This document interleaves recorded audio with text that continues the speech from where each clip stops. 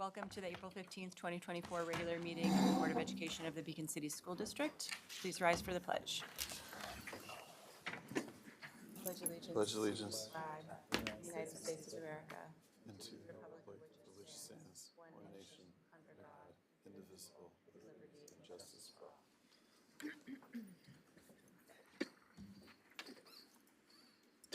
Vicki, roll call, please.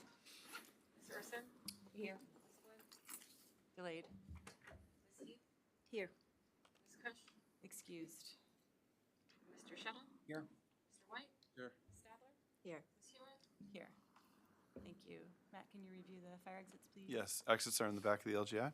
Thank you.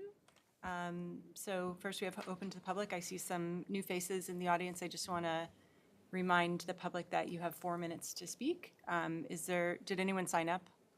You don't have to at all, but, so who would like to go first?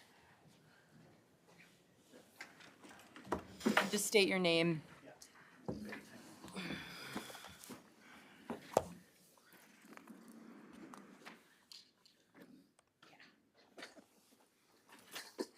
It's amazing.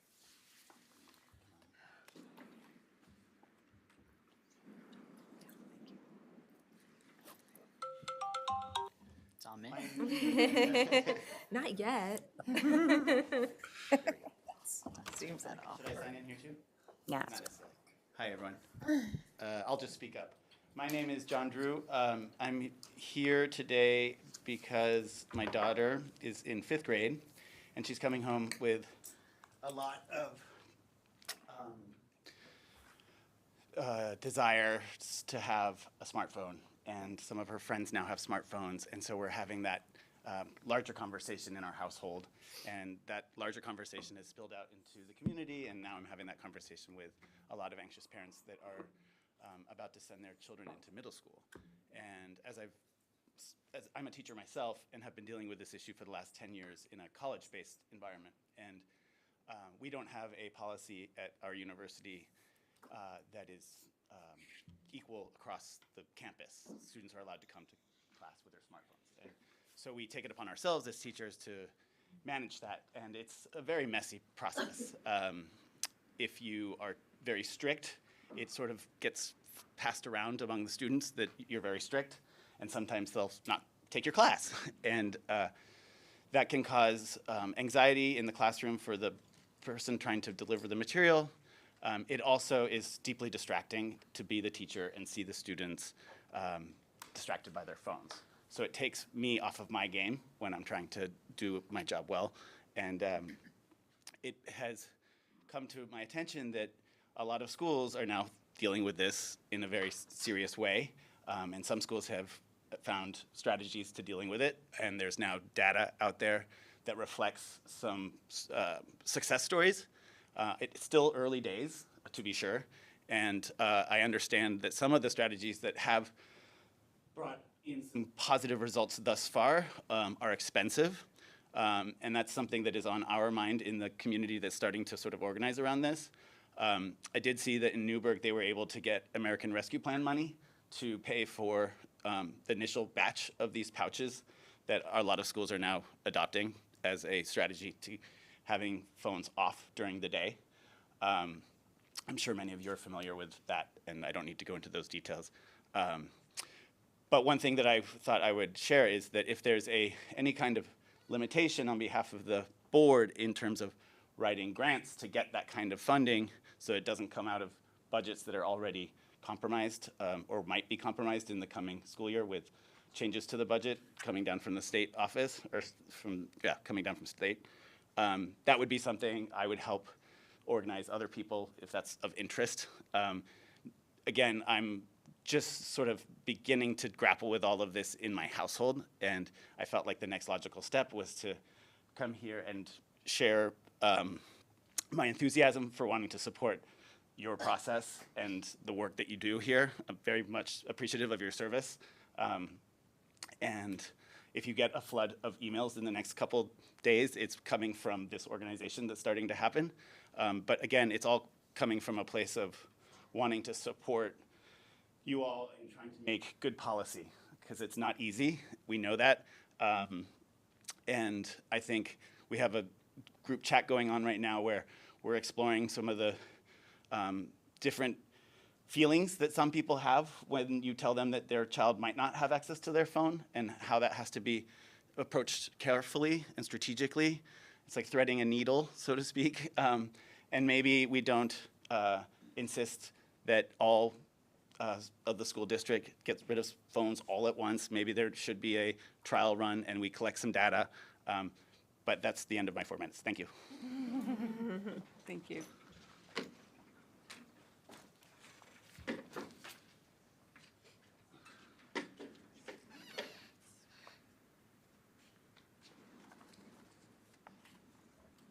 Hello, everyone. My name's Hannah Ramat. I'm a psychotherapist, and I'm a concerned parent whose child is also in 5th grade, going to be in the middle school next year. And I'm aware we have a lot, me and my husband have a lot of knowledge about the research that smartphones and social media, how they negatively impact children's mental health. Not everyone has this information or knowledge, and that's one thing that I am concerned about, and that I have ideas to bring to the schools and hopefully work and coordinate with some PTSOs about an information night, or to try to get some more information out there. Because I think once you know the facts, once you know the research about how these smartphones, ever since they were introduced in 2010, and social media, how there's a correlation between decline in children's mental health. Both anxiety, depression, suicidality have been on the rise. I don't know if you're familiar with Jonathan Haidt's research. He's a social psychologist. He just released a book, The Anxious Generation, and he talks in it a lot about this, not correlation, causation between these phones and the decline in children's mental health. So as a mental health professional, I'm very concerned on that front. As a parent, I'm very concerned. And I am aware that you guys have been talking about some policy around this in the middle school, and I'm deeply appreciative. And I'm really glad to see that that's being discussed. And I wanted to just come here to add my perspective and 2 cents about if there was some kind of policy that addressed removing the phones from the classrooms itself, that's a dramatic improvement. That's great. Kids can have more attention, focus in the class to learn. However, it doesn't address the full breadth of this mental health issue, which is kids having access to their phones in the hallway, in lunch and recess, where they're really supposed to be connecting, socializing, interacting with each other face to face. And yeah, so I propose, again, I know, you guys are doing a lot of work around this, but our perspective is that the policy that would address all of this would be a phone that would be locked up for the whole day, for the full 7 hours, like with the pouches John was talking about. Do I have more time? Another minute. Yeah, I just wanted to share, just on a personal note, we have, pretty restrictive guidelines around phones. We're not allowing our kids to have a smartphone until, maybe high school. And, again, we're aware of all of this research, so that informs our decision. However, our son, at one point, I allowed him to be on a group chat that he could see through. It was a phone that we just hooked up through the internet, where he could just use it for that. And he was privy to some pretty horrific images after October 7th of war in Israel and Gaza, because a kid sent a link through TikTok. And what happened is, before I figured out how to block it all, and then I went in and made sure, to block it all, but when you click on that TikTok link, it takes you right to TikTok, and then it immediately, once the video that is shown ends, it takes you through a TikTok scroll. And so these videos, these images are just like served to them over and over, and the next video was these, bombings and rockets and people screaming in this horrified way. So, it's an issue that really creates a lot of anxiety, and I think, unfortunately, a lot of parents aren't aware of the full extent of what their kids are seeing, and they don't know how to block it, and they don't know how negatively it can damage them. So,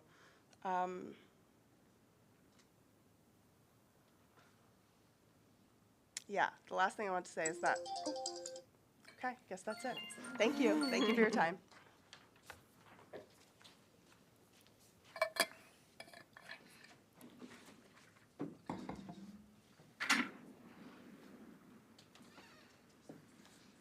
Hi, everybody.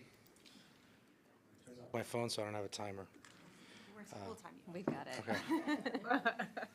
it. Can you state your name, please? Yes, my name is Gabriel Pages. My son is going into high school next year, and my daughter's in 4th grade, and she's going into 5th grade, so not middle school yet. But I just felt like I just kind of adding to her point regarding social media, right? I mean, the phone's an issue. It's a physical object, it's fun, it's addictive, right?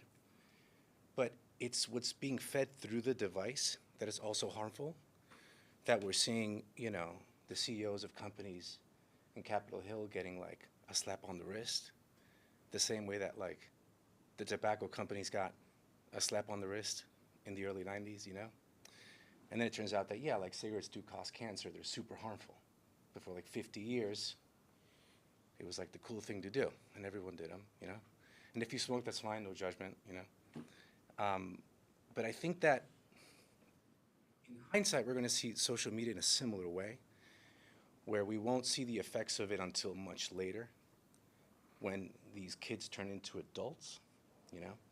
And their attention span is like nothing, you know? They're constantly looking for gratification or a sense of self in 20-second video bites, you know, doing dangerous, stupid things like riding subways, you know what I mean? Like a lot of kids got killed in New York City.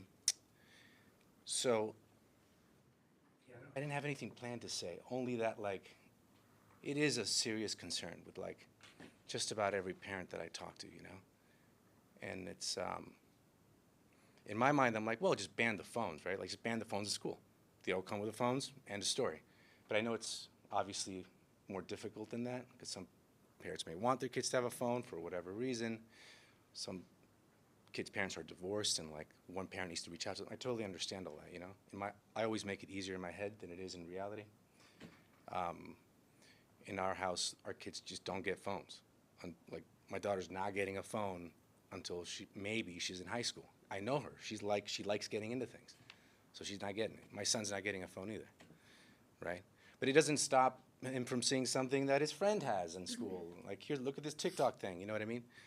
So, anyway, thanks for letting me ramble here for hopefully under 4 minutes. I appreciate it. Thank you.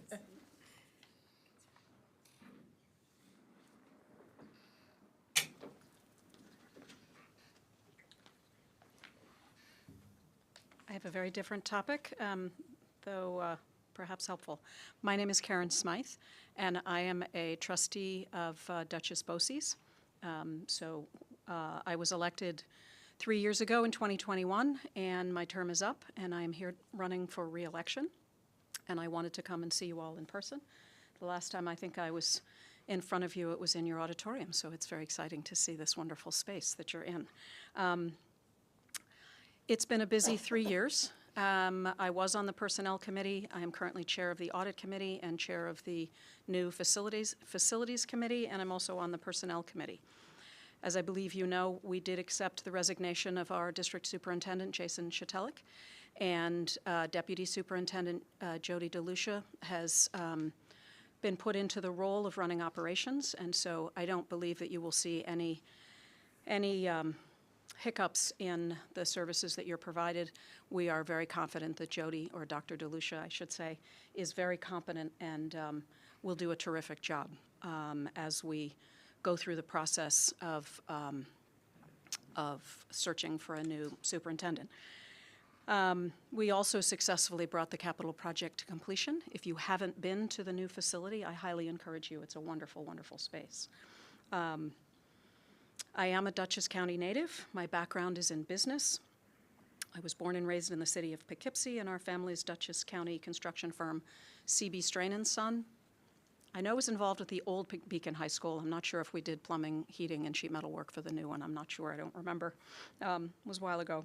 But I subsequently, so I worked for our construction firm until we sold it. I then worked for a nonprofit which supports an historic garden in Hyde Park, designed by the first female landscape architect, Beatrix Farrand. If you've never been, it's a wonderful place to go.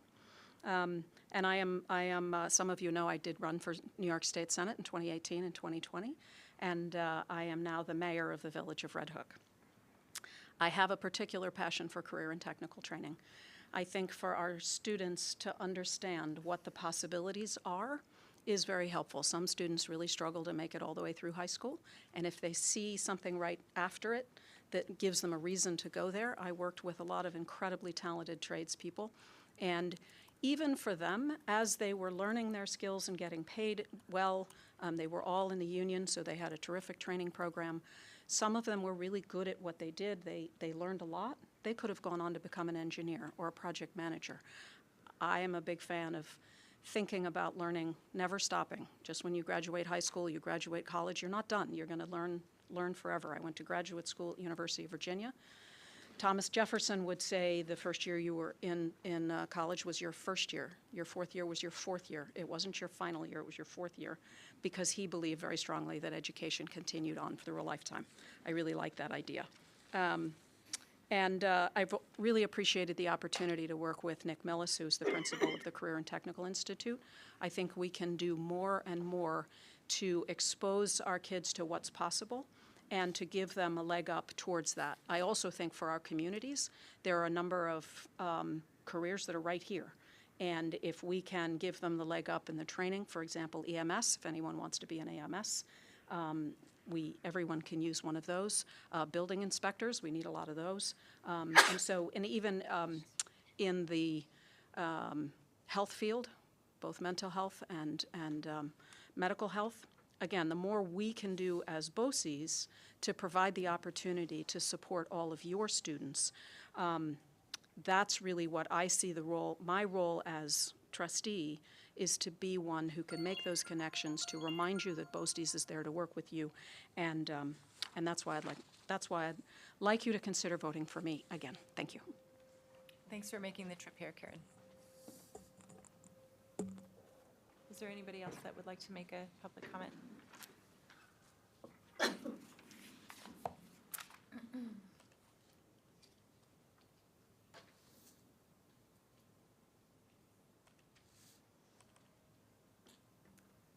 Okay. So moving on to our workshop, we were talking about the budget tonight. Governor Hochul just made an announcement about an hour before the meeting started, so I don't know if you've been able to crunch the numbers yet since then, but we can talk around it. Numbers are public for Yeah, not yet. Is that officially a final budget, though, or is that It's a conceptual agreement. Okay. So our presentation tonight is a conceptual Conceptual. agreement. In response, just briefly, we are, the policy committee is looking at the policy students and electronic devices tomorrow. So we've done at least some initial revisions to that. I think we see it as a process. The administration primarily of Rombout and Beacon High School have been involved in talking about it with it, but with the board, the conversation will start tomorrow night. And I'm a UVA grad too. And I had this huge smile on my face because I don't find very many around these parts, so that was really nice. All right, so just briefly about the presentation. So I set this little goal like a month ago that I was going to get off the Google slide template that I've been killing you with for the last 7 years and try to do something with a little bit more pictures and more whatnot. So 90% of this is me and Anne-Marie, and then this little secret helper came in and sort of pumped it up a little bit right before it went public. So, we started just by talking about the governor announced a conceptual agreement. We don't know the details. Our guess is it's probably not great for Beacon like we've been predicting for the last couple of months. That said, I want to spend the first part of tonight just really talking about all of the successes we've had in the budgets of the last 7 years, because we have many. And we really view this year's budget or this year's budget proposal as an opportunity to really keep the momentum going on every single one of those initiatives that we started over the last 6 or 7 years. So it may not be a budget where we have like a laundry list of things that we're adding next year. But it's a budget where we're really proud to be keeping these wonderful things in place that we've fought pretty hard to get. So just want to start, I always start every budget talk by just saying like what we have in our budget is a representation of what we believe in. A couple of years ago, we went through a process. We had stakeholders from across the district develop our mission and vision and our 3 belief statements. Diversity is our strength, an equitable education, and a culture of care in the district.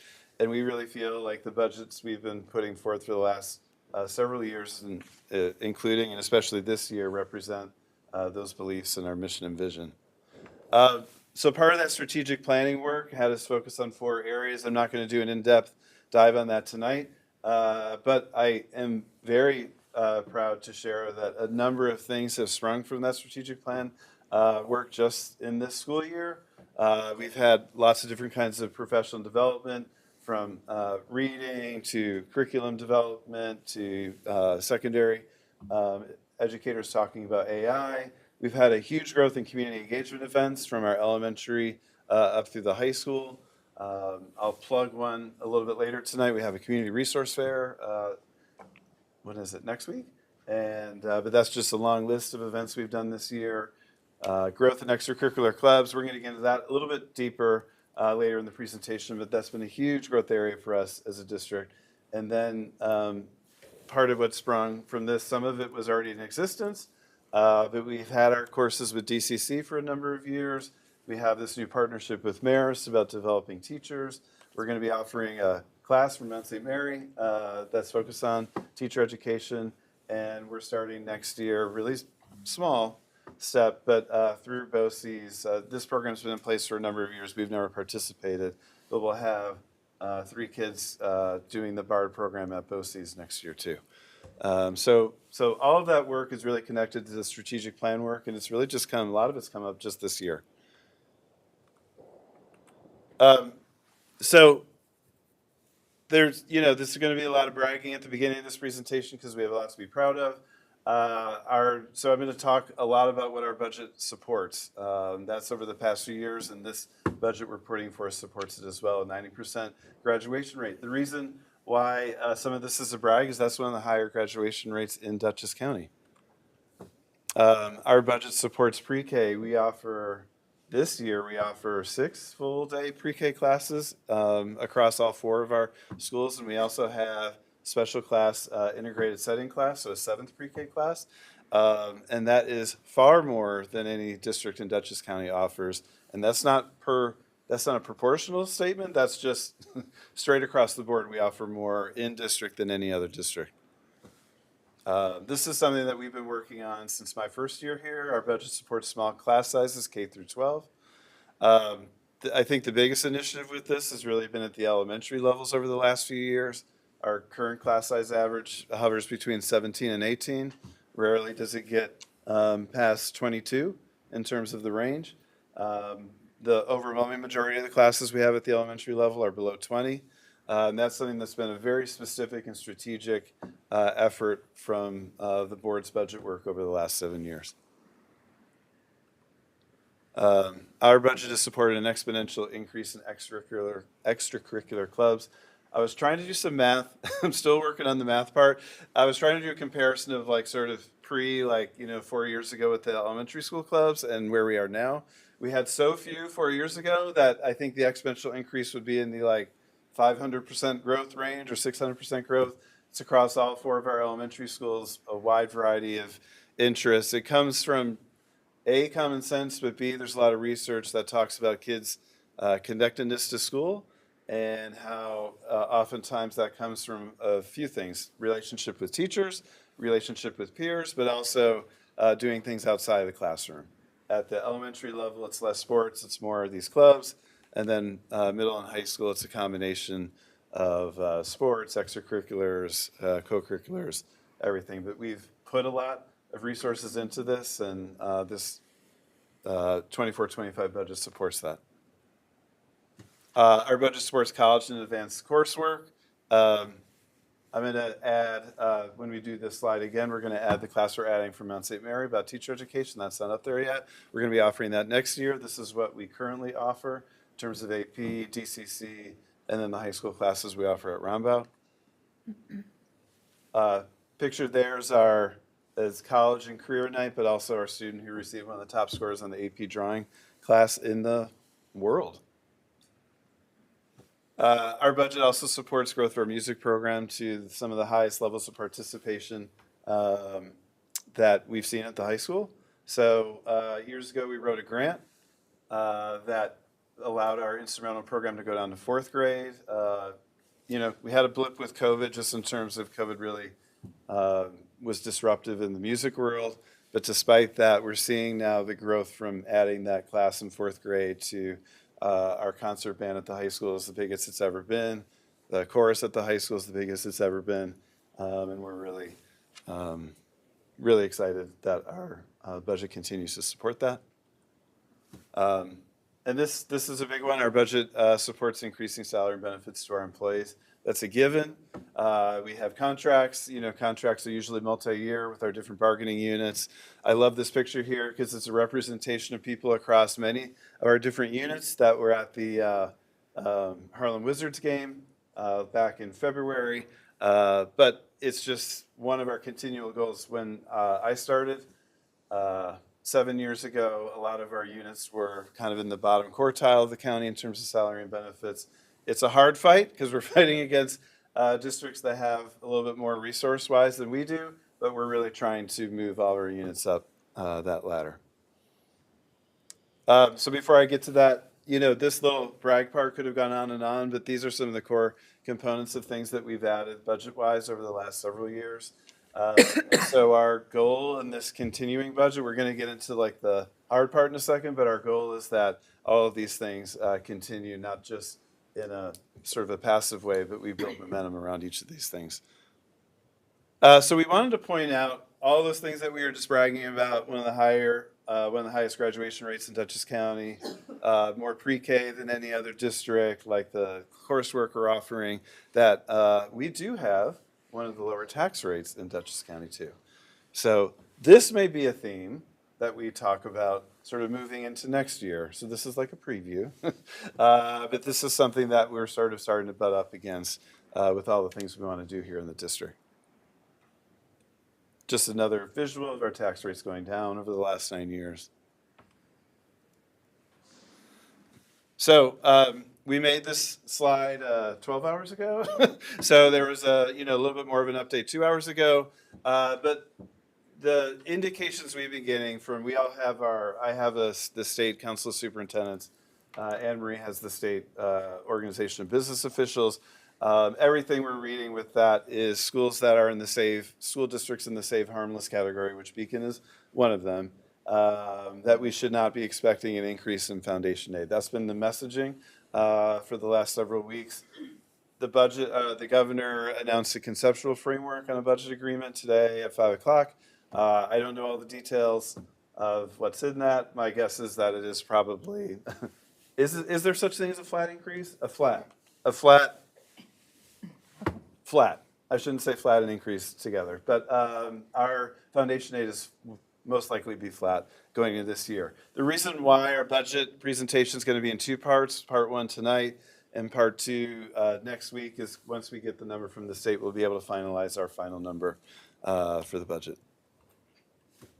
So what we've been working on for honestly a number of months, kind of expecting this, is making some adjustments to this predicted change in state funding, because we haven't, when the governor put her budget out several months ago, even if the understanding I was developing is even if it doesn't get fully enacted this year, her goal is to enact this in the coming years, and that is to not increase funding for districts that aren't gaining students, essentially.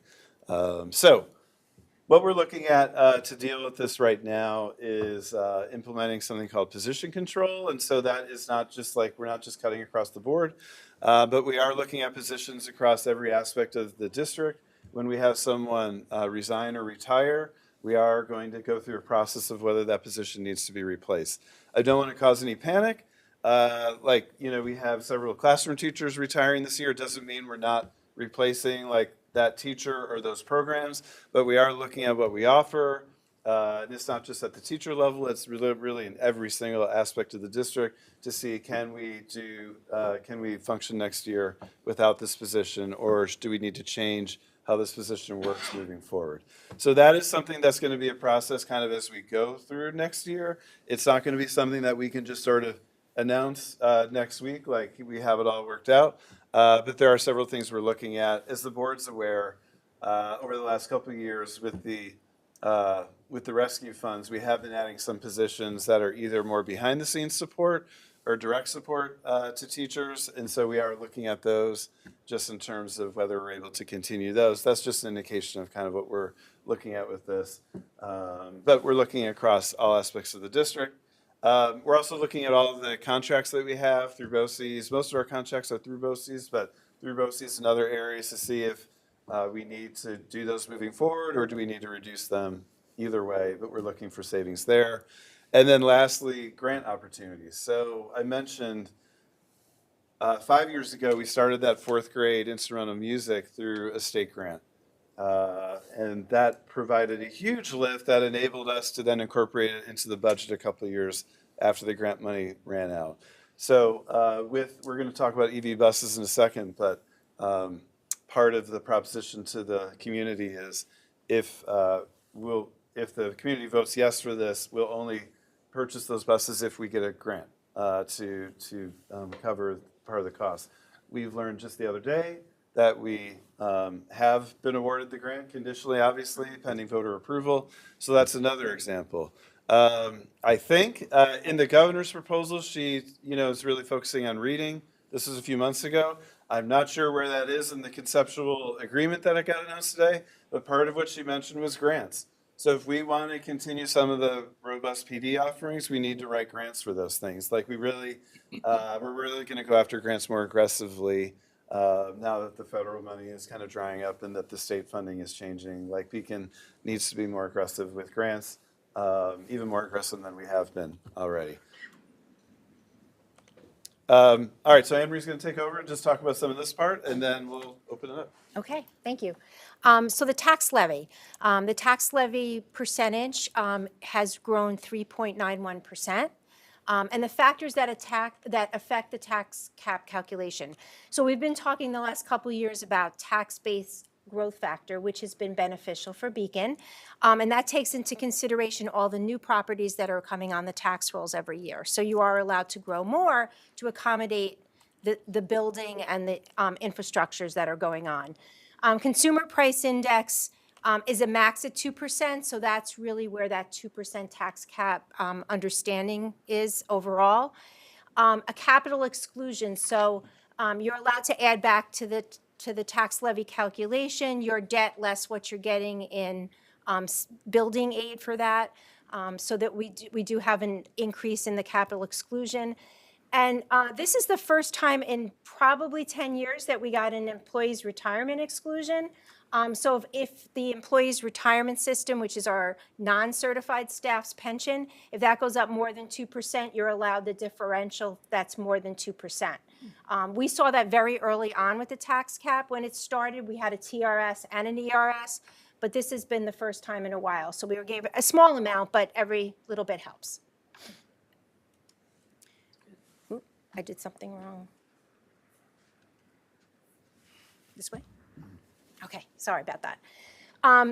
So even though we haven't 100% finalized the budget yet based on the aid, this will be the levy, because the levy is what it's calculated to be. So just to give you an idea of an estimate for Beacon, Fishkill, and Wappingers, that levy spread over the communities would be, the tax rates are in the $13 and change, and the estimated tax increase based on the median home value is between $88 and $106 for the year.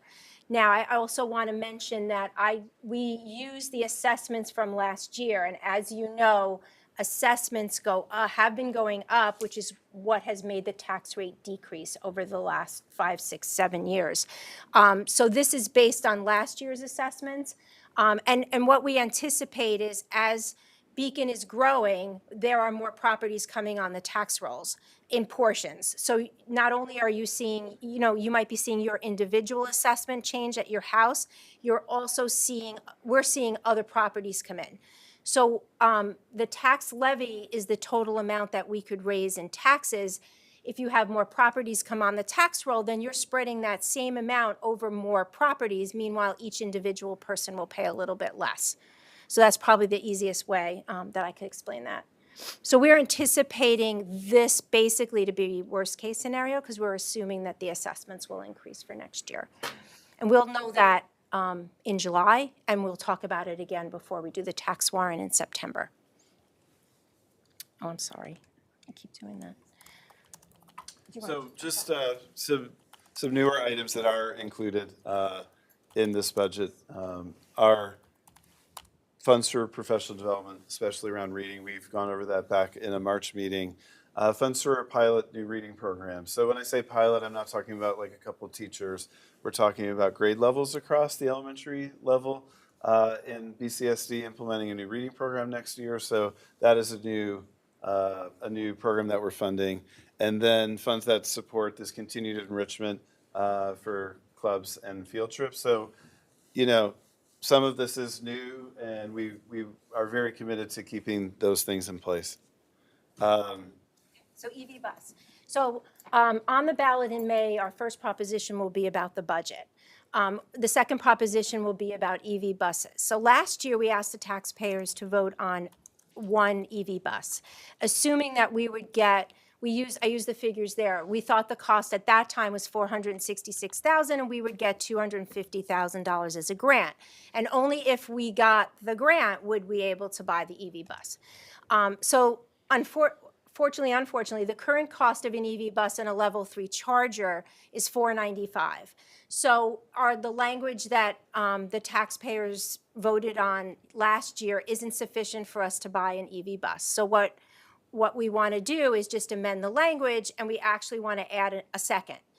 So anticipating knowing that we were going to go forward with the second bus, we did apply through the New York School Bus Incentive Voucher for 2 EV buses. And we were successful in receiving the grant of $257,250 for each bus. So we will change the proposition language to include the change for last year's approval of the bus and then to add a bus, so that at the end of the day, if it's a yes vote, we will be able to buy 2 EV buses. That's just basically what I said. I was a little ahead of myself. And we also will have a bus proposition for regular gas buses. So there is a mandate to totally change over to EV buses in 2035. These 2 buses we checked with Central Hudson. We had consultants come out. The 2 EV buses that we would like to purchase will definitely work with what we have capacity-wise now. So we'd have to install 2 EV chargers. We would not have to upgrade our electricity at this time.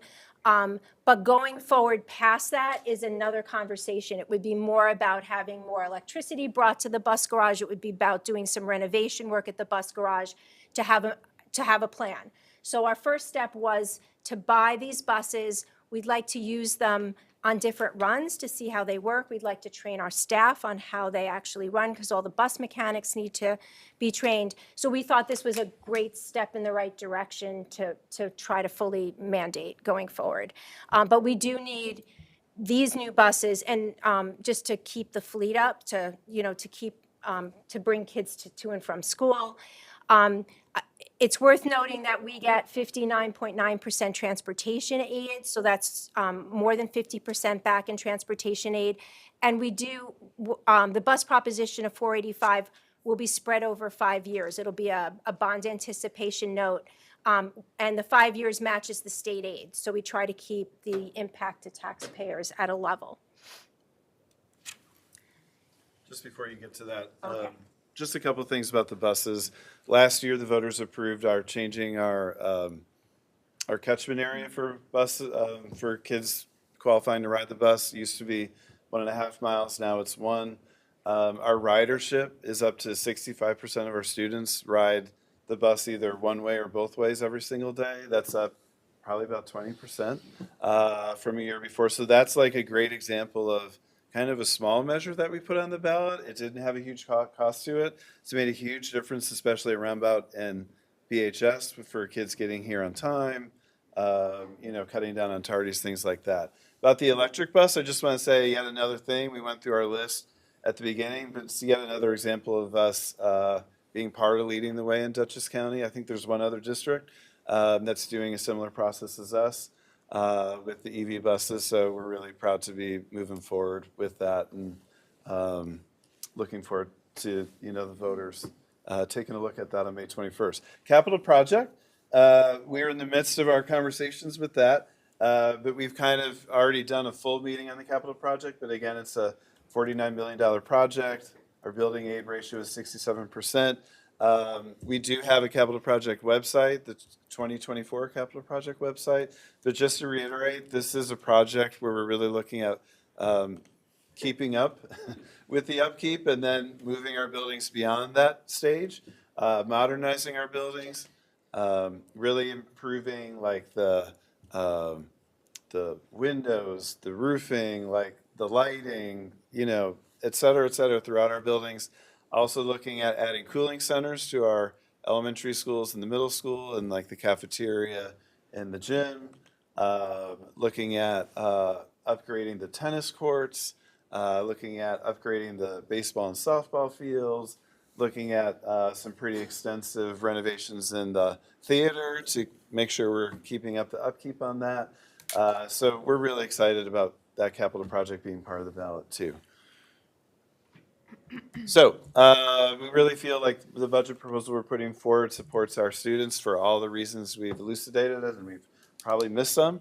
But it's just a proud moment for me to put this forward, knowing how much time and effort we've put into this, knowing how much support we get from the board and the community.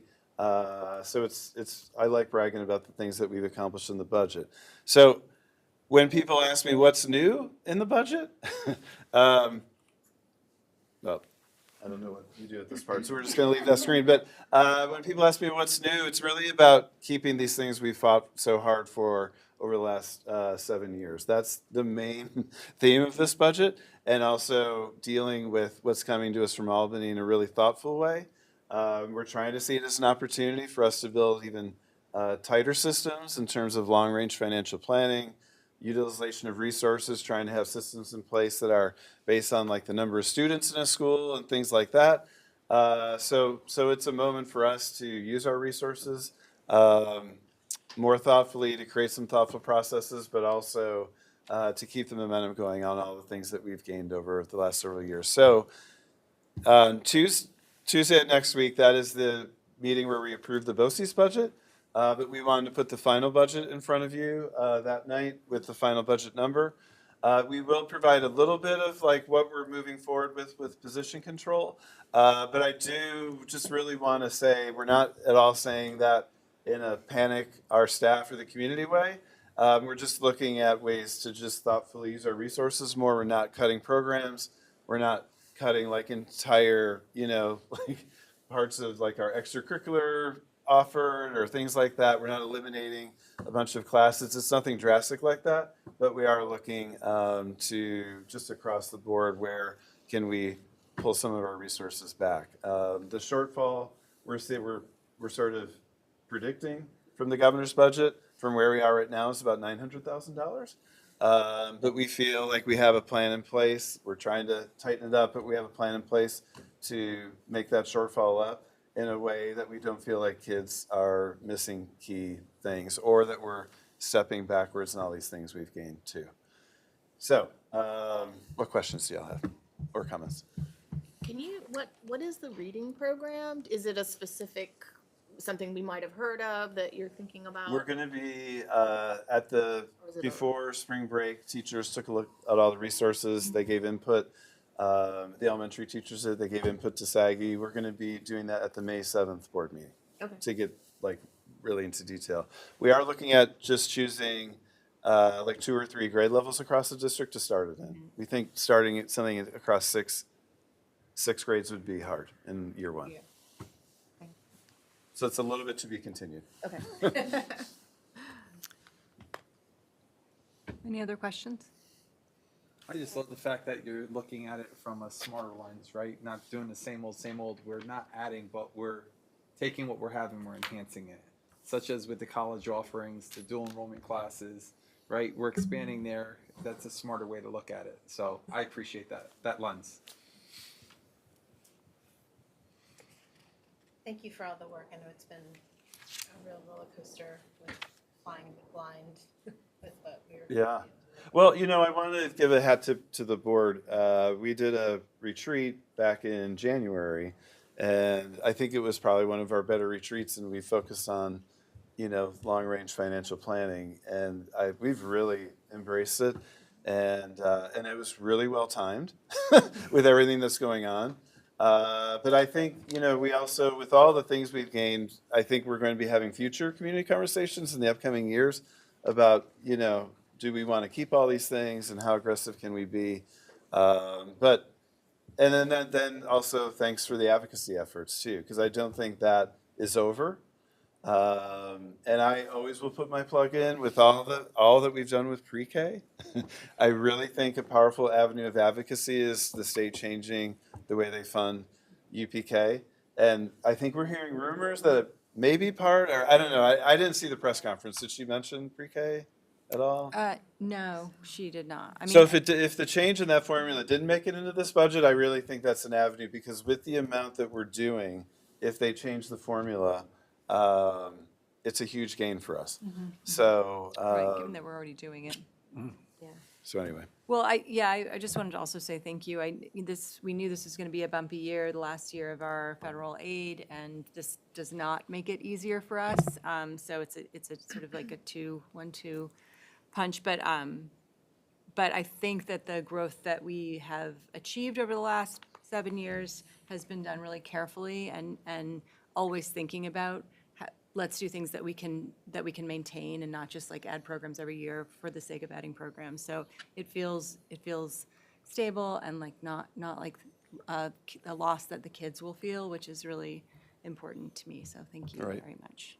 And I right. agree One that of the things we talk about when we're reviewing all this stuff is this something our students are going to notice, or our classroom staff, right? Like we that's always like the first questions we're asking with all of this. So, having that less foundation aid from the state is difficult. I do think I think we're better positioned than a lot of districts in dealing with this, with what I'm reading and hearing about, but it is going to have a different feel, but I'm going to be all about the grants next year.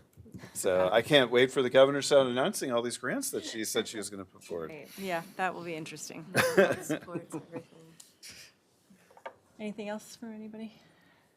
Harsh, Sarah Lynn? Yeah. Like a general question. So is there a like general direction that we're taking for like the advancement of courses? Like for the AP courses, are we going in a certain direction for like a subject, or is it just like generally what teachers are available and can they teach a course? Like which way are we expanding? Harsh, that is a good question. The honest answer is it's a little bit of both. There's like the practicality to it in terms of what teachers available to do it or qualified to do it. And then there's Mr. Dwyer kind of balancing what he's hearing from the students in terms of what they're interested in. I know when Meredith and I spoke to all the government classes last fall, from several of the classes we heard about, we'd like to have a couple more AP classes added, especially in the science area. So that's something that's like a mix of both. It's like a direction we're trying to develop, but also it ultimately is about staff too, who we have to do it, who we might need to bring on to do it, things like that. So I'm not giving you like the clearest answer in the world, but it's kind of a mix of both. That's good. One thing, Harsh, we're looking at, we'll probably talk about it a little bit more next week, but it's something that you've talked a lot about over the years, is we're looking at developing some level of like study skills development at the middle school. So we're kind of exploring how we do that, but that's something that that's like a strand that we're thinking of trying to sort of weave into the middle school curriculum next year too. And I know that's something you've mentioned over the years too. Thank you. Well, now we're on to student representative comments. Do you guys have any special notes you want to share? So we kind of want to touch upon what you guys were saying about the pouches and stuff for the phones. And I want to start off by saying I do agree there are a lot of like negative impacts that the phone does, but also it's not a one size fits all type of thing. So I do remember someone mentioned there being like a trial run, see if it works. And I do think that the trial runs should be subjected to maybe younger students. Like in my opinion and from my experience, older students like in the high school, it's their responsibility to be able to handle their school and their school life and their other life outside of that. And so I think that to be able to build that, we need to discipline it from a younger age. So more restrictions in the middle school or something like that. So when students go into the high school, using the phone more as a tool rather than a plaything during classes. So me, for example, like I feel like if my phone privileges were taken away, there would be a huge problem for me because I have to drive people to and home from school. So I need to know who's coming with me, who's staying after. If I'm staying after, I need to let them know way ahead of time so that they can find a ride or something like that. And then what if there's an emergency at home that I need to be told of immediately? Like I need to be able to get that text from my parents and things like that. And I do think that overall, it's more the restrictions should not be, I think, dealt with in such a restricting manner, like the pouches. I think that it would be better off to start with, hey, in elementary school, no phones in the classroom or something like that, you know? And then as students get older, they should be taught how to handle it as a tool rather than a toy in a way, you know? Yeah, I definitely agree. I just wanted to add on, and in my opinion, I feel like it all comes down to digital literacy.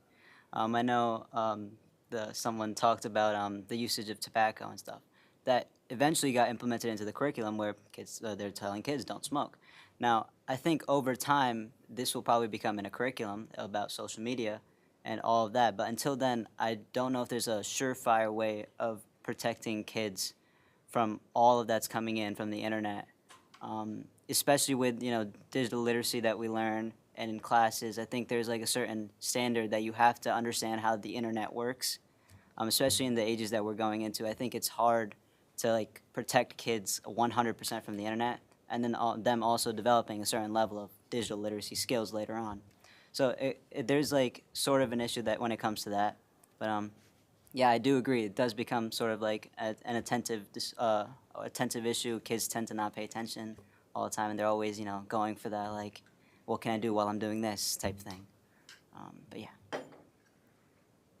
Yeah, it's great to hear from you about this. I talked to my sons about it at length also, and I think like most things, there's not a one-size-fits-all approach that is perfect. So I'm glad we're beginning this conversation tomorrow. It's something that I've wanted us to have for a long time, and I agree. Watching my kids juggle their activities during school, track changes or some activity changes, things are sort of turning on a dime all the time, and I'm not sure. I'm old enough to have been in the age where when you made a plan, you stuck to the plan, you just did the plan, but that's not the world we live in anymore. And so there's a lot of last minute changing, and they definitely use it to communicate and for jobs and things like that, which a lot of high school students are dealing with. So I do agree that a different approach at high school and middle school is definitely appropriate. And elementary. since And it is- elementary, it yeah. is happening younger and younger. Yeah. So stay tuned, but thank you for your input there.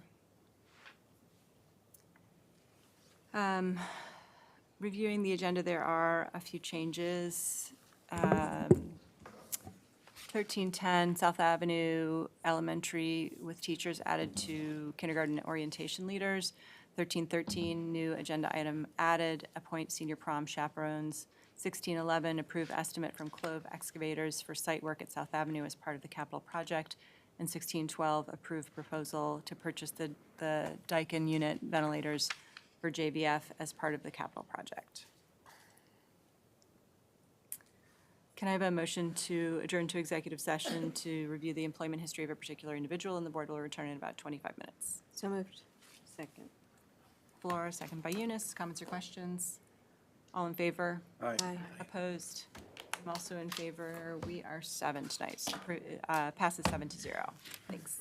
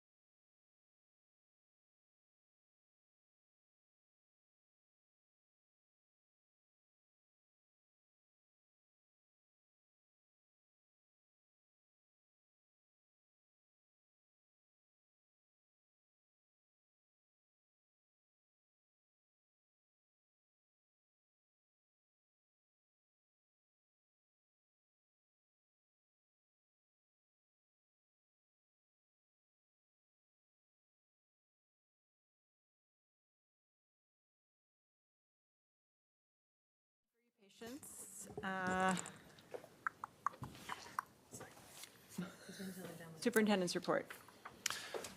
Yeah, I just wanted to share, I've been sharing this, but it's more of a reminder that we're doing community conversations around the capital project / budget starting next week. So I've also been doing PTO meetings for the last several weeks. But next Wednesday, April 24th at 7, we're going to be doing a Zoom webinar. And so we'll put the Zoom link on the website. We'll put it out as many ways as we can. But social media, email, et cetera. But I think primarily we're going to focus mostly on the capital project. But we want to take that opportunity to spend a few minutes on the budget. And so Zoom webinar, people can submit questions and we will then go through them all and try to answer them. And then we have 2 in person. These are for like the community at large. May 2nd at 6 at the Beacon Rec. We're going to do an in-person conversation about the capital project and budget. And then May 6th at 4:30 at the Howland Library, we're going to do like a presentation and a conversation. And then we've created a more enhanced budget webpage and capital project webpage. So I started sharing that out with the community over the weekend. And the one thing we're still working on is like the FAQ. So we're going to have an FAQ for the capital project and one for the budget. The capital project one, we have this Google Doc that whenever I go do one of these conversations, I come back and add some of the questions to it. So we want to get the FAQ up and out on the website by the end of this week.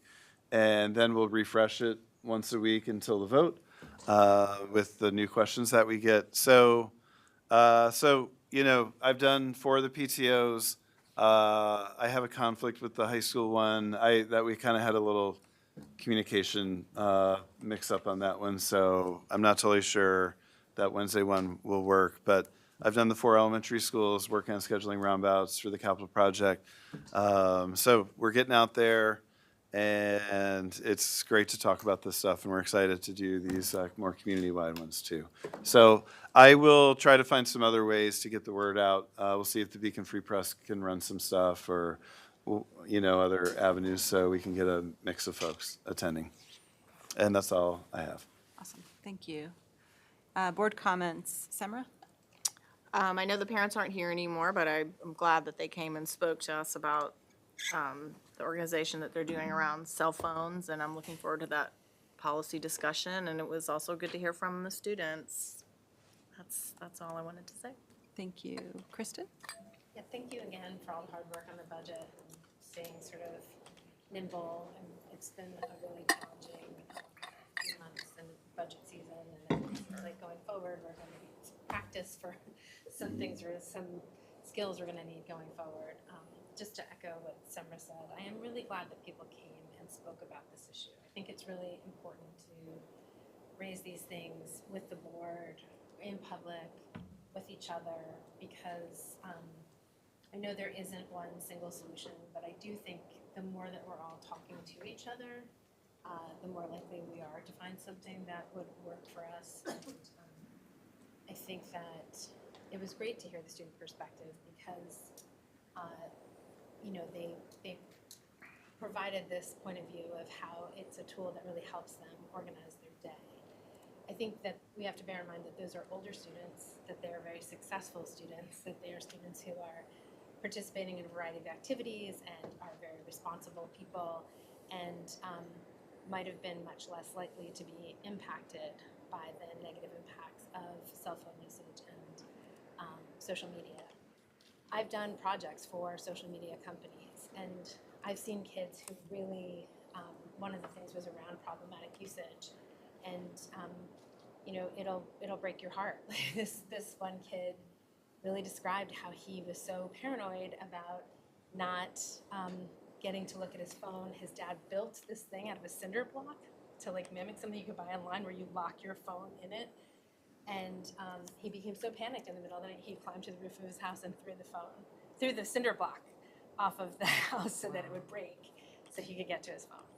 And so I think that that story always stays with me because within that same study, there were kids who were like, oh, you can put a timer and limit your usage. And then I just put it in sleep mode and go to bed. and they were, there isn't a one size fit all, but there is, we would have this discussion around anything that could be introduced that could cause a lot of harm and derail a student's success.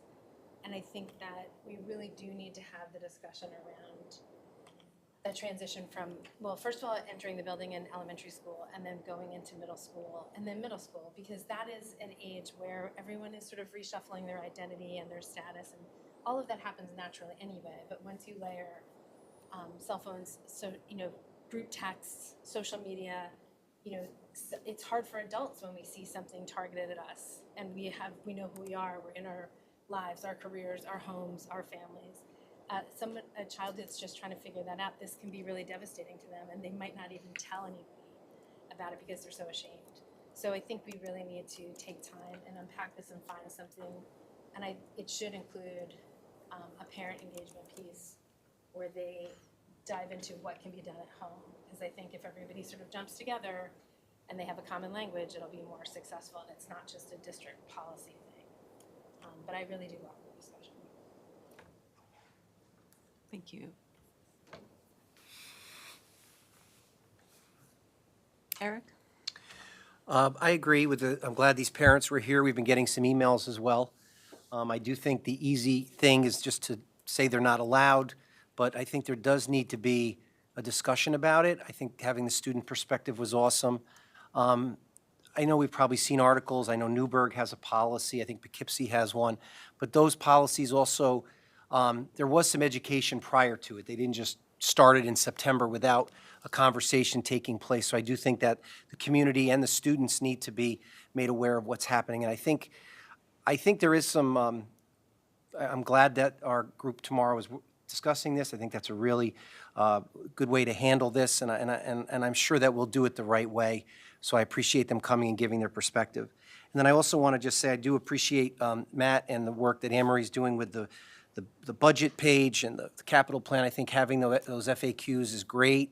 The community can go to them, and I appreciate the hard work that you're doing on that. It's very much appreciated.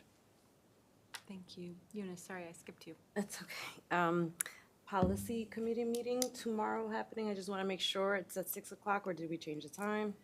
Because I think I might have heard you guys I discussing. think both Matt and I have a doctor's appointment. I'm worried I might be a little bit late, and I think Matt has something that might keep him a tiny bit too. So 7 o'clock? yeah, Yes. we were actually thinking we'll make because we have a prawl meeting tomorrow too. So we'll do that at Okay. 6:30 to 7. Yeah. A shorter meeting. Is that and going to then- be enough time for you guys? Yeah, I don't think we have a Yes. ton to cover. We'll have a power agenda, it'll be fine.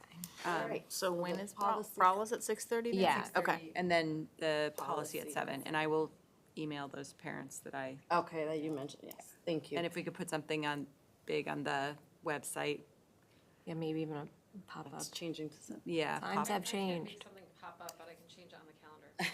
Okay, Okay. super. All right. Thank you. I'd also like to mention, I know that Matt mentioned the community resource fair that's happening next Thursday, April 25th, 5 to 7 at the gym at the high school. And the last thing I want to mention is I know that the Beacon players have their play this weekend, and I just want to wish them luck, and I hope everybody makes it. I'm excited to watch the play. Me too. It sounds really good. I was out the hallway. Wow. It does. That's it, thanks. Thank you. Anthony? Just, do we have another date for facilities or no? Or audit? When's the next audit? I think with audit, There is a, Remember. the next time we have that on the calendar is May 20th, Okay. which I may have a conflict with. But, and it's the day before the budget vote, yeah. So I don't know if we want to keep that or if we want to change it around. should we do it after the vote? I think right now, in terms of facilities, we're so much in information sharing mode. Like, it might make more sense to see what the vote result is, and we'll probably have a lot to talk about. Do you guys want to move it to the 27th? which is the Monday after the vote. Would Is work that for- Memorial? Memorial Day. Oh, it is? Yeah. Okay, sorry. Well, we could, if we wanted to do it that week, there's the 28th or Tuesday, June 4th. I know June gets crazy with, kind of award ceremonies. Could we do it before the board meeting on the 3rd? We could do at least one of them. One of them? Yeah, June 3rd. June 3rd. Does that work so should we do, when are we planning facilities? June 3rd? That's fine. Yeah, because then we'll be Okay. moving into the capital project. Okay. Okay, 6 That's o'clock. F&O, the 3rd. 6 o'clock? 6 o'clock. Okay. Another thing that I had was, I'm not gonna be here next, on the 23rd, but after hearing the budget presentation today and stuff, I'm in support as to how the district's moving forward. Thank you. And thank you for letting me know you won't be here.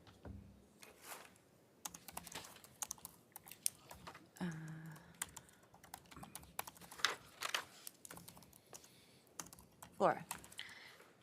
Yeah, so we had the Dutchess County School Boards Association meeting recently, and after that, there was the advocacy committee meeting, so I'm going to talk a little bit about both. The meeting presentation at the DCSBA meeting was from David Little, who's the president of New York State Rural Schools Association.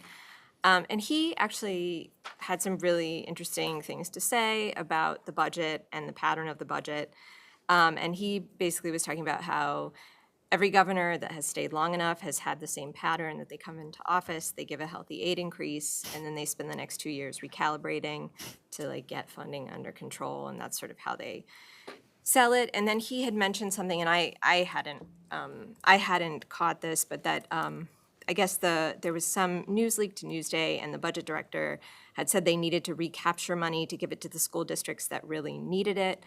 But without mentioning that there's no mechanism to redistribute that money, and a lot of the aid that was being cut was from high-needs districts, so it was just kind of a strange thing to say. So he was full-throated and what they're doing is wrong, and we need to advocate around this. And he was a really big fan of bringing lots of different organizations on board, including PTOs and the school community.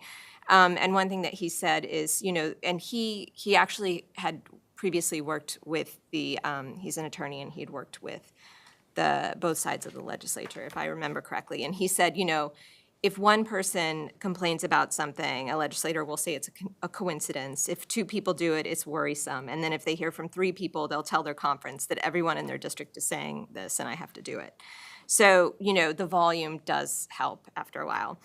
He also said it's okay to get creative with who you're reaching out to. He said, organizations like local realtors who depend on cities and towns that can attract new people, and for whom, school districts are a big part of that consideration. Now that so much is electronic, to take advantage of the fact that it's so easy for people to share messages out, and to bring organizations on board like chambers of commerce. I mean, organizations you might not have necessarily thought of before. So that was a really interesting and eye-opening discussion. And then afterward, the advocacy committee talked about sort of what we did this year and how we want to do it differently. We agreed that we need to sort of move up our timeline. So we're going to start coming up with our lobby ideas in summer so that we can go to NYSBA's annual business meeting and the convention sort of ready to have those meaningful conversations and gather more support leading up to Lobby Day. We are also looking to expand our outreach to other counties, including Orange, Ulster, and possibly Columbia and Greene, and make more connections through the Lower Hudson Education Coalition, just to talk to them about what they're doing for advocacy and how we can work together and collaborate on our efforts. And I think a big part of this is that when you look at NYSBA's resolutions, so their 2025 kit came out today, or would it be their 2024 kit? Anyway, their kit for the following year came out today. And there's just so many resolutions, and so many of them are very overlapping. And it's hard to coordinate across, across counties, but maybe if we did that a little more at the regional level, we could have more unified voice, and we're not all voting on these very similar resolutions to end up, as part of NYSBA's resolutions, sort of guidelines for the year ahead.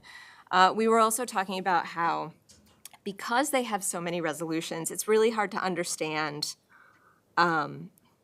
what they're really prioritizing in terms of what they're advocating for, how they're doing it, what the follow-up is, and what's going on. So we also want to do a debrief with NYSBA in summer, just to find out, like talking to their government relations reps and saying, hey, which are the priorities you're focused on? Because these are the ones of your approved resolutions, these are the ones that we think are the most important, and we want to know like what you're really doing about these and how you're following through, and we hope that this is where you're putting your energy. We would also like to try to have a legislative breakfast in the summer, just to have conversations when things aren't quite so crazy, which right now, obviously, they are. We also talked about thinking about a presentation for the 2025 NYSBA conference.